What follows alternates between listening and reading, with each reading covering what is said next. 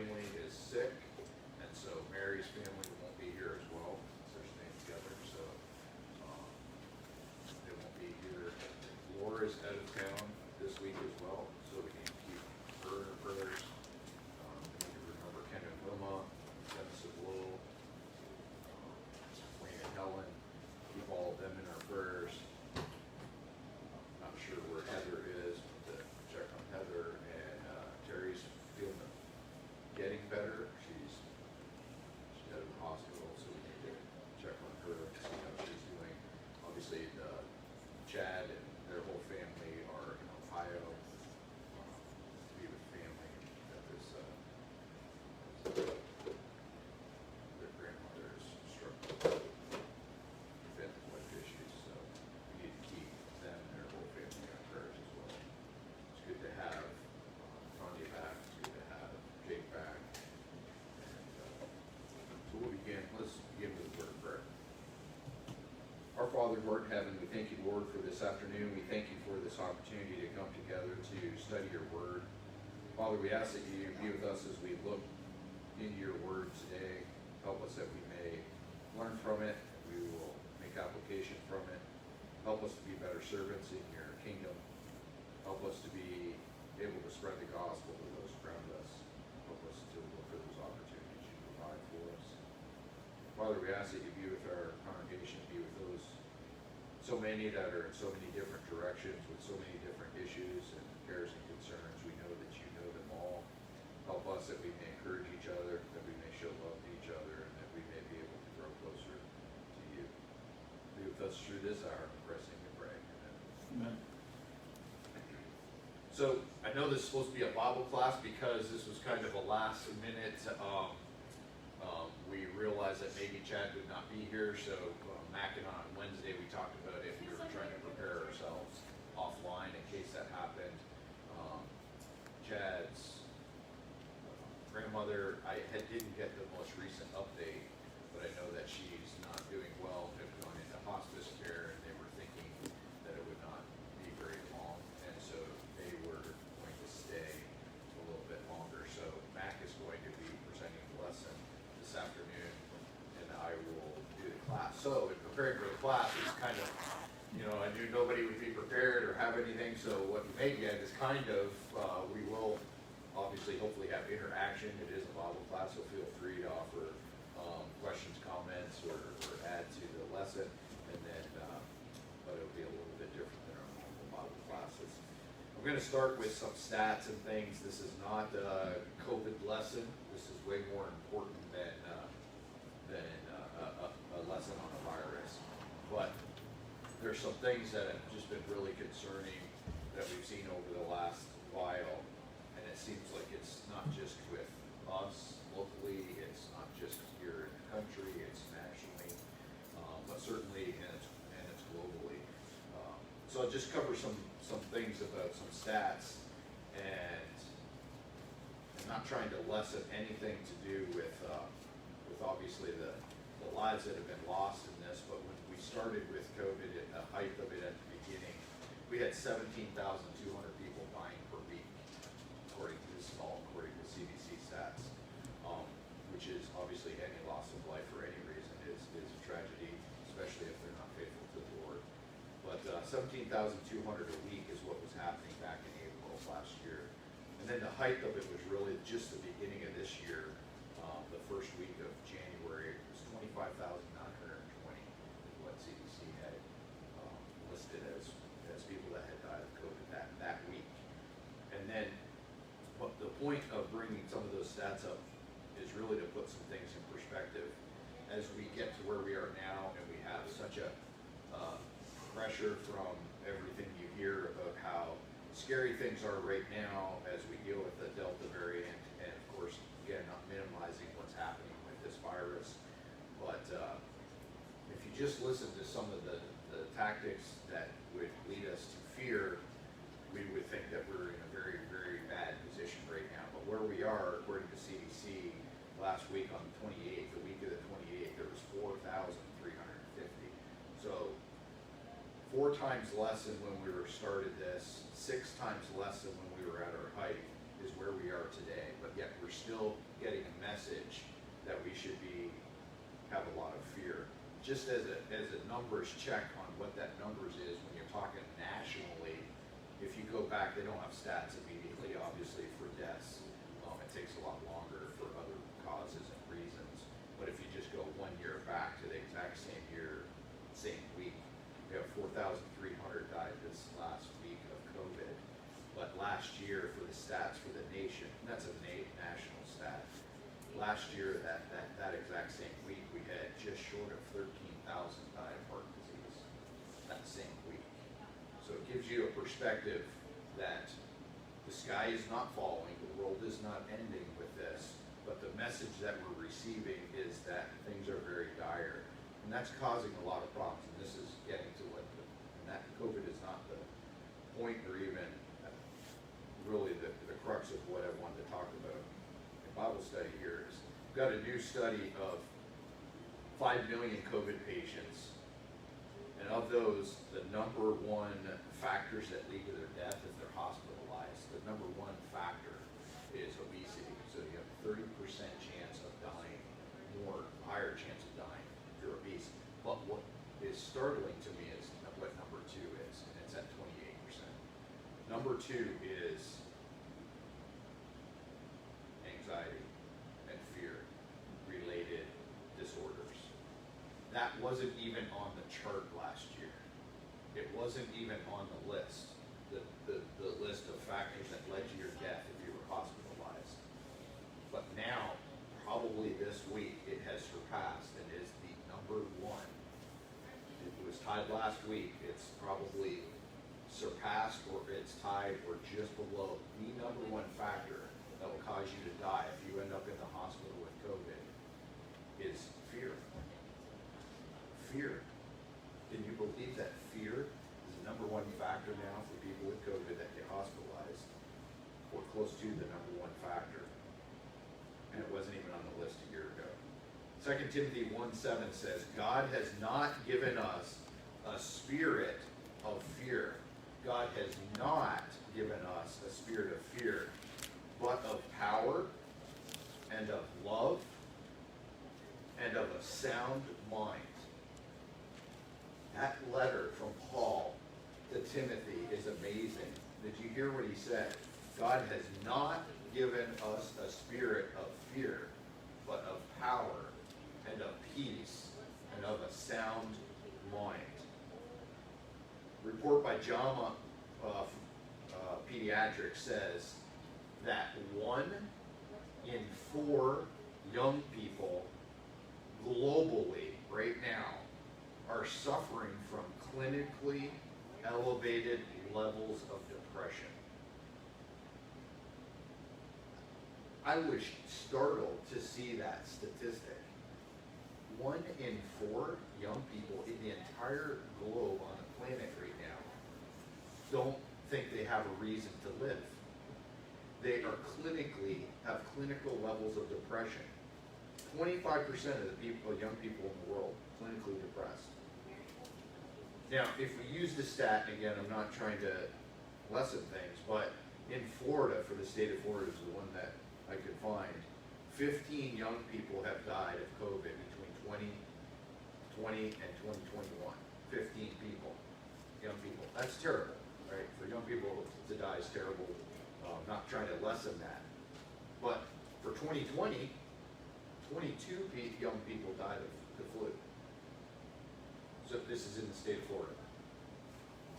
70 young people drowned that same year, and 83 people died of strangulation that year. So when you put these things into perspective, we're not putting things into perspective. We're creating an atmosphere of fear, and you've got 1/4 of the world's young population clinically depressed. Now, what does all that mean, and why are we even talking about that? That's not what I want to talk about. What I want to talk about is why are we as Christians, of all people on this planet, why are Christians living in fear? Why are we fearful? Whatever the cause. Again, this is not a COVID lesson. It's just COVID is the big thing right now that is causing everybody to be fearful. But it could be anything. Natural disasters cause fear, other diseases, all sorts of things cause fear. But Paul says to Timothy, God has not given us a spirit of fear, but of power and of peace and of a sound mind. We shouldn't be living in fear as Christians. We have such a blessing through Christ. This is not our home. I'm not trying to live a life here.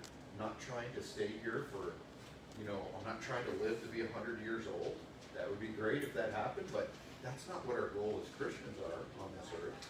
On this earth, our goal is to serve God, not to live in fear, but to live in power, have love, have a spirit of power, a spirit of love, a spirit of have a sound mind.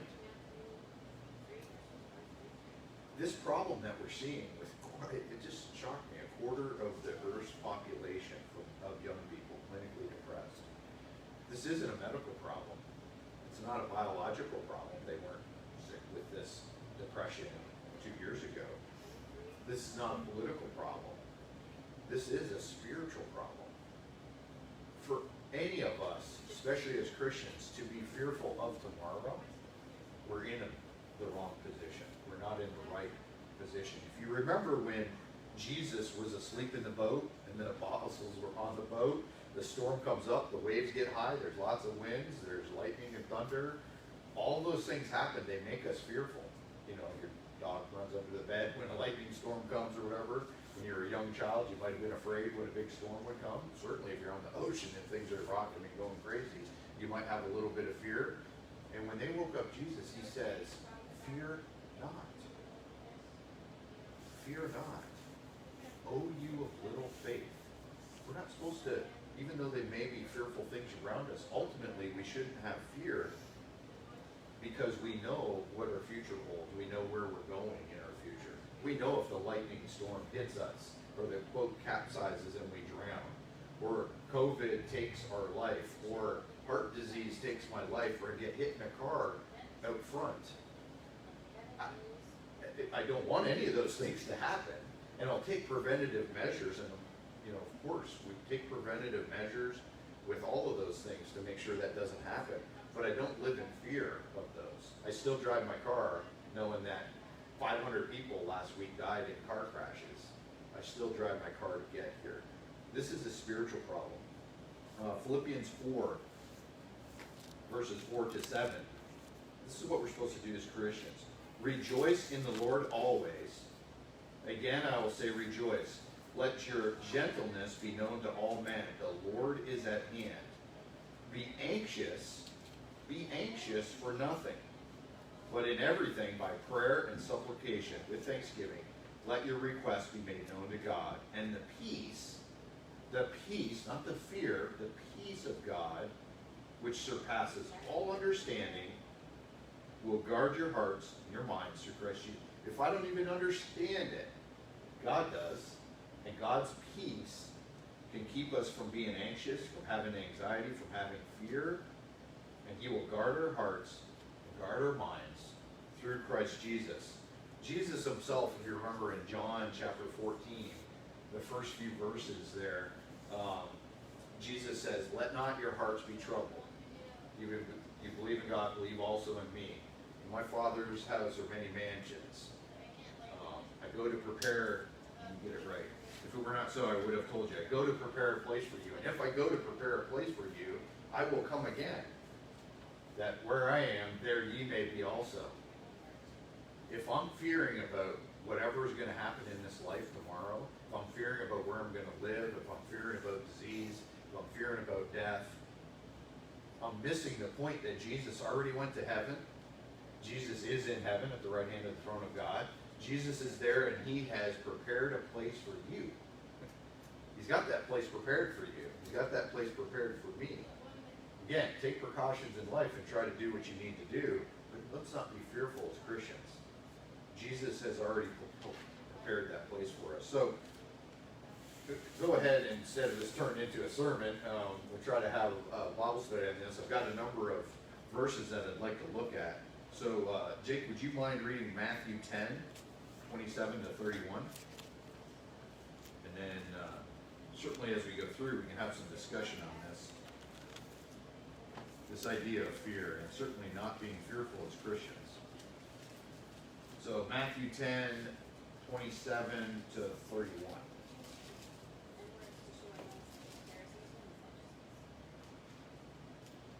What I tell you in the dark, say in the light, and what you hear whispered, proclaim on the housetops. And do not fear those who kill the body, but cannot kill the soul.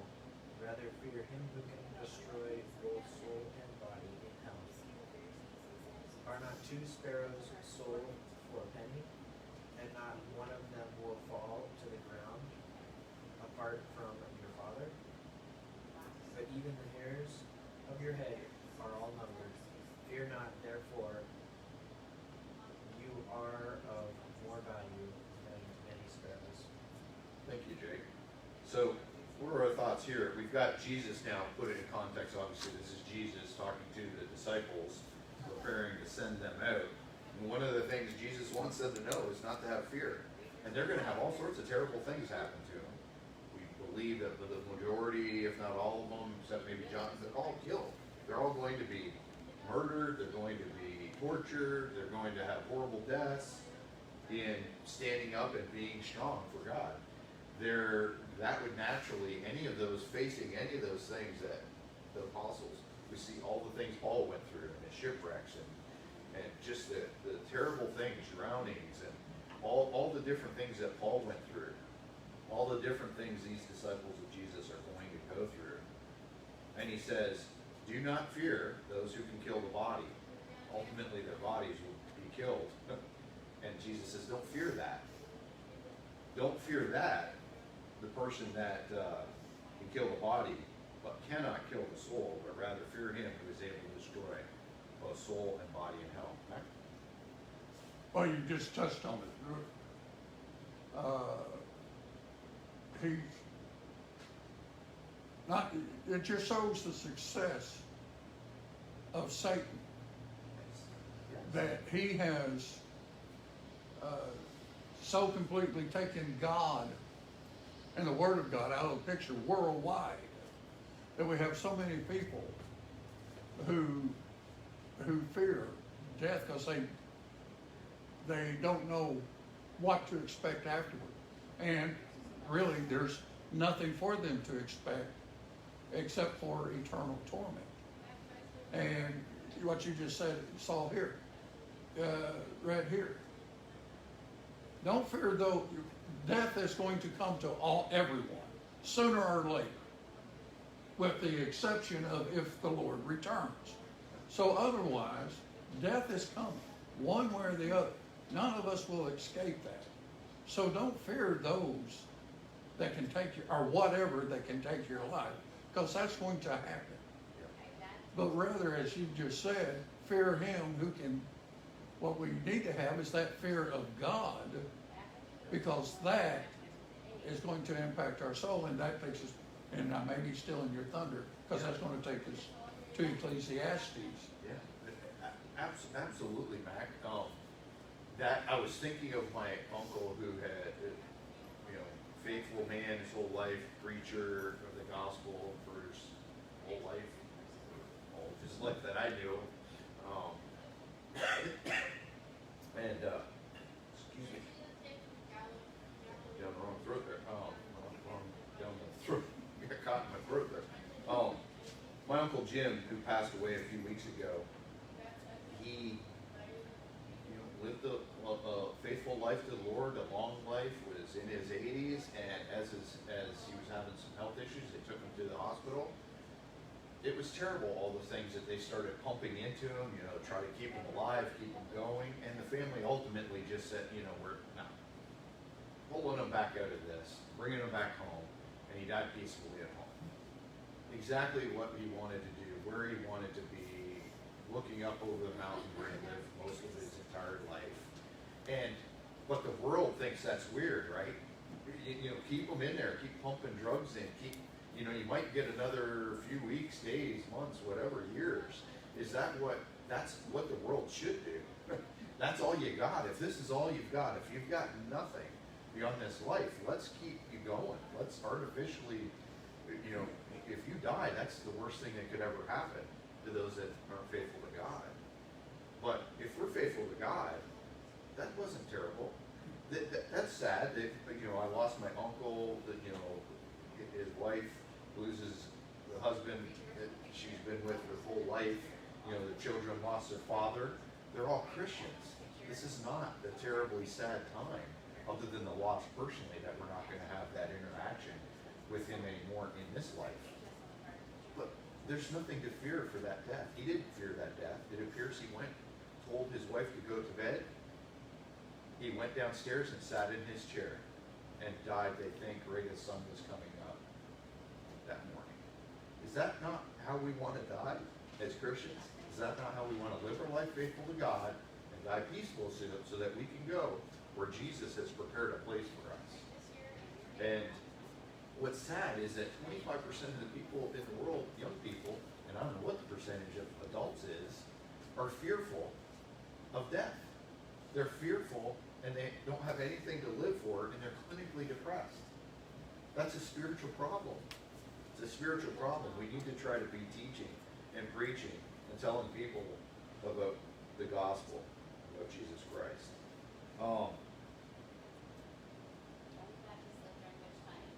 I already mentioned Matthew, I didn't give a verse. Matthew 28:26 is where they're in the boat, and they're fearful because of the winds and the waves. And ultimately Jesus says, why are you fearful?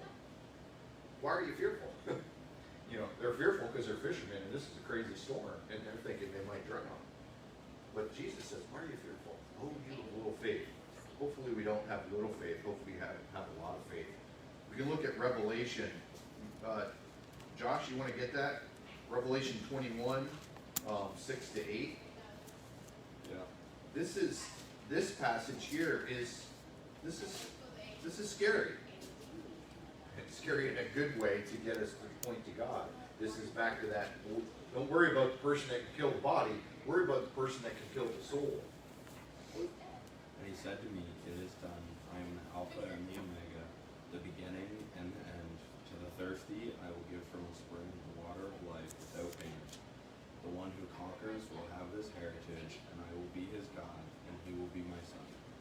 But as for the cowardly, the faithless, the detestable, as for murderers, the sexually immoral, sorcerers, idolaters, and liars, their portion will be in the lake that burns with fire and sulfur, which is the second death. Thank you, Josh. So we know this verse. We've talked about it. And the scariest thing before thinking about this lesson for me, for this, is all liars. Can you imagine liars are lined up right beside murderers? Somebody that murdered everybody in these camps in World War II, and me, if I'm going to be unfaithful to God and just live my life as a liar, you're going to be lined up right with them. I had not noticed who else is going to be right beside them. The cowardly. The cowardly.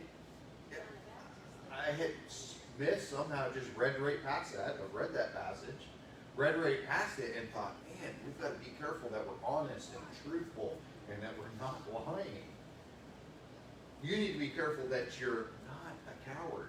And this isn't like some battle coward thing. This is, don't be fearful. I read one commentator on this said, this cowardice is someone, this is I couldn't believe when I heard what he used to describe this cowardice. This cowardice is someone who, as a last resort, chooses self and safety before Christ. This guy didn't write this thing before COVID. This was written years ago by a commentator. And his description of cowardice is somebody who, as a last resort, chooses self and me and my safety before Jesus. That person is going to end up in the lake of fire. That should scare every one of us. That should wake every one of us up. So when we think whatever the thing is we're fearful of in this earth, we better back up and wonder why we're fearing that thing. Is it because I'm putting myself first and my own safety first above Jesus? Now this is above Jesus. You know, don't step out in front of a train. You want to put yourself in safety first and step aside. But if you're doing it above Christ, you're going to end up in the lake that burns with fire and brimstone. Such as renouncing your faith. Yes. Yes. Yeah, don't do that. Can you imagine? We've talked about this. Some of the people that helped to put the Bible in English for us, what did they do? They got led to a stake, tied to it, and set on fire. They would not renounce Christ, or they got thrown in a coliseum with a bunch of lions. All they had to do is renounce Christ, kneel down and worship the Caesar, or whatever the case may be. And they said, no, we're not going to do that. We're not going to be a coward. I'm not going to put myself and fear before God.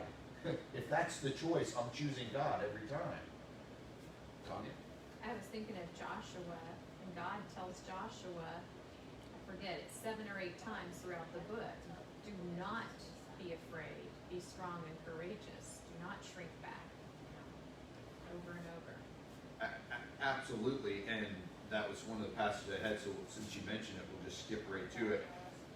Joshua 1:7, only be strong and very courageous. Right? Don't be fearful. Don't be afraid, Joshua. It'd be easy to be afraid, right? Man, I'm the guy in charge of this 1 million, 2 million, however many people we've got. Moses has died, and now I'm the #1 guy. And God says, don't be afraid. Only be strong, be courageous, that you may observe to do according to all the law which Moses my servant commanded you. Do not turn from the right or to the left, that you may prosper wherever you go. And then 2 verses later, have I not commanded you? Be strong and of good courage. Do not be afraid, nor be dismayed, for the Lord your God is with you wherever you go. I think that same thing can be said for us as Christians today. We don't have to be afraid. We don't have to be discouraged. We don't have to be dismayed, because God's going to be with us if we're putting Him first in our life, because of God's beauty. And then He'll actually finish at the end of Joshua's life. He will say in Joshua 24 and verse 14, now therefore, fear. Fear what, Joshua? God told you not to fear. What does Joshua tell the people before he's going to die? Fear the Lord. Don't fear the enemy around you. Don't fear, the Amalekites. Don't fear the Canaanites. You're getting ready to go to fight in the land or whatever. You don't have to fear any of those things. Now therefore, fear the Lord. Serve Him with sincerity and in truth. And put away the gods which your fathers served on the other side of the river and in Egypt. Serve the Lord. The only fear we should have in this life is of God. We should fear God, put Him first. That's the fear we should have in our life. Everything else should not cause us to fear. Revelation chapter 3, verses 1 through 6. You want to read that, Matt? Revelation 3, 1 through 6. Yes, sir. And to the angel of the church at Sardis write, these things says he who has the 7 spirits of God and the 7 stars. I know your works, that you have a name, that you are alive, but you are dead.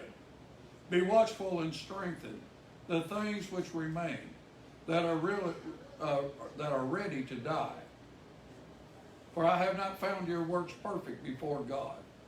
Remember therefore how you have received and heard. Hold fast and repent.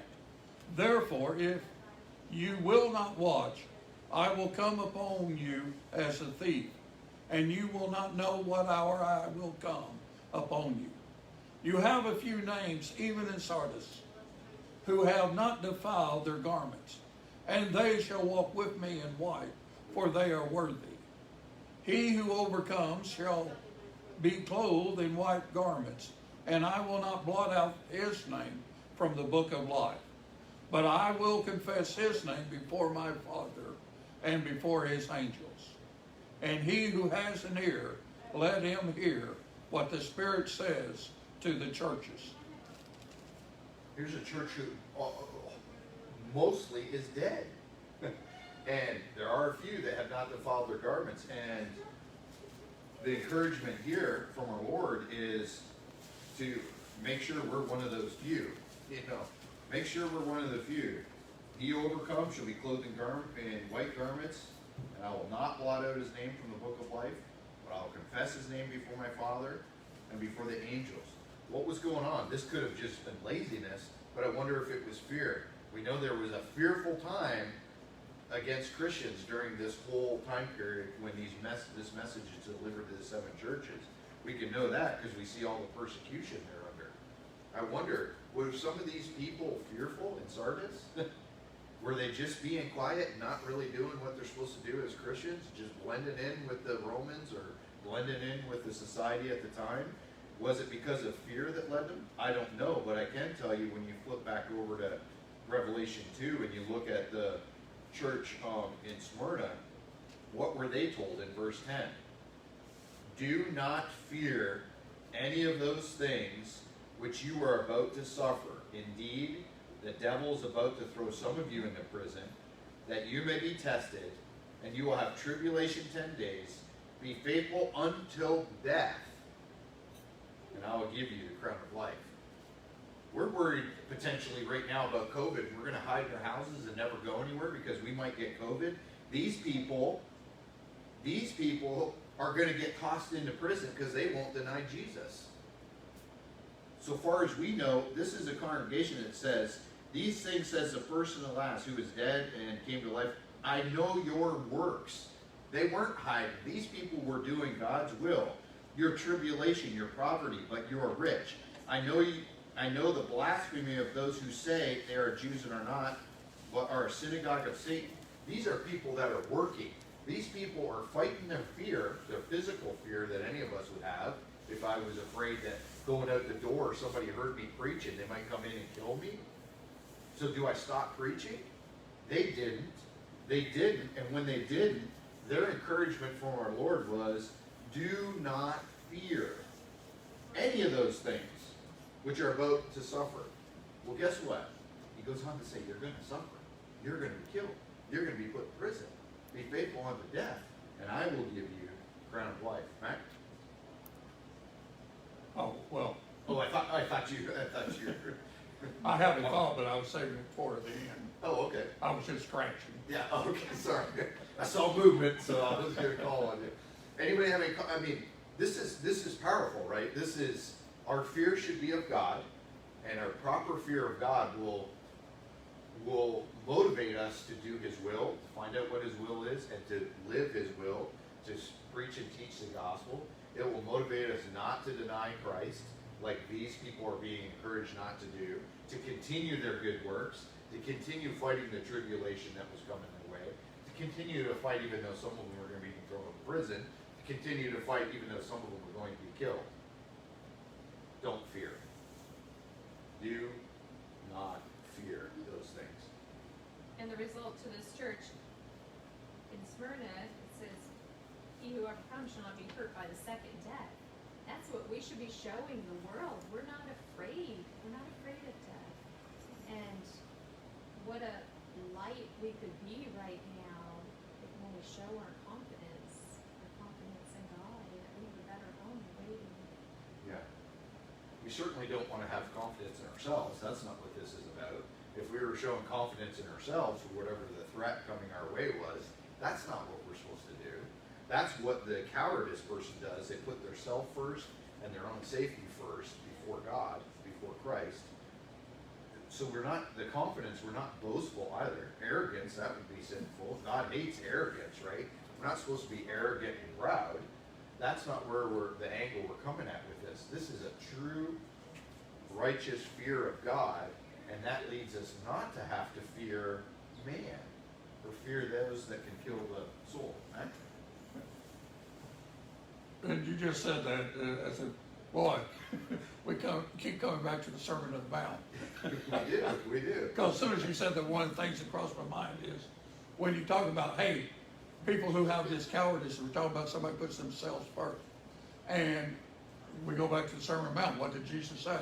Seek ye first the kingdom of heaven, and all these things will be added. Put God first. That's what we're, through every dispensation, Yes. has always been God first. Your service to God should always be first. Absolutely, and we can look back and we can, right with that, we can see, and this isn't to say we're not gonna have fear. Like, do we have fear? Of course we have fear. You know, if we knew somebody might see us and arrest us when we walked out of the building, would we have fear? Do the Christians in China have fear? A healthy fear. They're trying to manipulate and get themselves to where they can worship with Christians. They're taking all the precautions and measures possible to be able to do that and not get caught. They're not being foolish, but they are putting God, I'm assuming they're putting God first. They're fighting through the fear that man, the threats from man or whatever the circumstances are, they're fighting through that to be able to get together to worship God because they fear God more than they fear man. And ultimately, I would assume they, and some have been, arrested because of that. Once they're caught, do they not deny Christ? No, they continue. Do the people that helped us put this Bible together in English, did they deny Christ when they were told not to do this anymore? Did the disciples, when they were captured after teaching and spreading, you spread this message to the whole city? Yep, that's what we're supposed to do. And that's what they did, and said, don't do that again. And then they catch them doing it, and they bring them in, and they, didn't we beat you the other day because you did that? Yes, we did, and we're going to obey God rather than man. Right? Well, I'll just go ahead and say this. Wouldn't it be great if we all could emulate the spirit of Paul in saying, for me to die is gain, but it's more needful that I be here for you. What if we all could felt that had that attitude and knew that for us to die was gain? That was the end of our suffering, and that would be the end of our work here on earth, and our next child would be that coming. What would that be something to fear, or how positive would our attitude be? We should be able to say that same thing, right? Yes. And can we? I don't know that every one of us can. I'm not saying we don't have doubts sometimes, and our faith wavers. Of course it does, but hopefully we strengthen each other, and individually we strengthen ourselves. We've seen people on deathbeds. You probably all had family members where you saw them, and if they were faithful Christians, maybe sometimes their faith wavered near the end, but hopefully their faith was strong at the end. And I've personally seen that with my grandfather when he passed. He was wavering a bit, it appeared, and I remember my mom talking to him and saying, it's okay, you can go. And there was a total change and a peace that came upon him. He died shortly thereafter. I imagine my Uncle Jim, who passed away, there was peace. He knew that there was something better waiting for him. This life is not what he was trying to hang on for. There's something better. We all have natural fear. That doesn't mean we're all going to be Superman and there's no fear in our lives anymore if we put on Christ. There still will be, but we need to fight against that fear as much as we can. Fear God, keep His commandments, which is the whole duty of man, right? It's not to fear the things in this life, whatever those things. And I'm not, again, I'm not just sitting here talking about COVID here. It's scary when you see that a quarter of the Earth's population for kids is clinically depressed. They have nothing, they think, to live for. And they've got everything to live for if they had Christ in their lives. If we all have Christ in our lives, we have everything to live for and nothing really to be afraid of or to be fearful of. It goes right with what Mac was saying here. We see that Abraham and all the faith that he had, was he ever afraid? Absolutely. After these things, the word of the Lord came to Abram, before he was even named Abraham, in a vision saying, do not be afraid, Abram. I am your shield, your exceedingly great reward. You can flip, 10, 11 chapters, and now it's his son, Isaac. And God says, and the Lord appeared to him, this is Genesis 26 and 24. And the Lord appeared to him the same night and said, I am the God of your father Abraham. Do not fear, for I am with you. I will bless you. I will multiply your descendants for your servant Abraham's sake. Naturally, Abraham feared. And God said, don't fear. You don't need to fear. Naturally, Isaac feared. And God said, don't fear. I'm with you. And we could say to you and to me right now, God would say, don't fear. I'm with you. Right? If we put God first, He's with us, and we don't have to fear. We don't have to fear what man can do to us. We definitely better fear what Satan can do to us. And Satan can cause us to lose our soul in hellfire for all eternity if I become a coward. If I become a coward, put myself first, my own safety first over Christ, Satan is winning in that. I guess we're about out of time. I had a whole lot of verses I wanted to look at.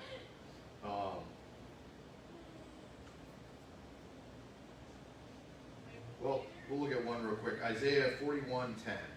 Isaiah 41:10. Well, we could spend, I think, when you look at fear, if you look up the word fear, I don't know, there's like 500 times. I'm making that up, so don't quote me, you have to check it. But there's a lot of verses on fear as you go through the Bible, so you can spend a lot of time on this. And we don't even have time to cover the verses I had selected. But Isaiah 41 in verse 10, Isaiah 41 in verse 10, and Israel, the title here is Israel assured of God's help. They should have been assured of God's help, right? But often, man, as we often do, we become fearful. And in verse 10, it says, fear not, for I am with you. Do not, be not dismayed, for I am your God. I will strengthen you. Yes, I will help you. I will uphold you with my righteous right hand. That verse was to the Israelites back thousands of years ago. But that same verse could be said for us by God. Fear not, for I am with you. Do not be dismayed, for I am your God. I will strengthen you. Yes, I will help you. I will uphold you with my righteous right hand. God will do all those things. I don't have to do these things. I don't have to be fearful. I hope that this will help, and hopefully the people around you that you see that are struggling, hopefully not with clinical depression, but it seems to be a lot. And just where we are in this world right now, with a lot of fear, some of it man-made fear, artificial fear, some of it legitimate fear, right? There's legitimate fear that things people could be afraid of.